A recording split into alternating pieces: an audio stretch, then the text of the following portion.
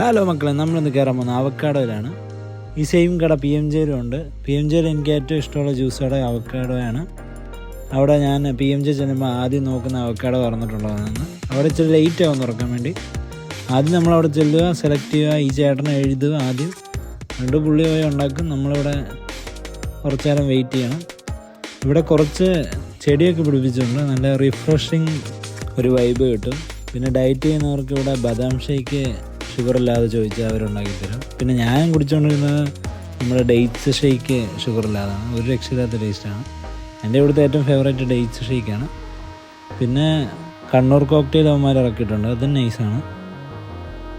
ഇന്ന് നമ്മൾ ഓർഡർ ചെയ്യുന്ന സ്ട്രോബെറി ഷേക്കും സ്ട്രോബെറി ലൈമുമാണ്.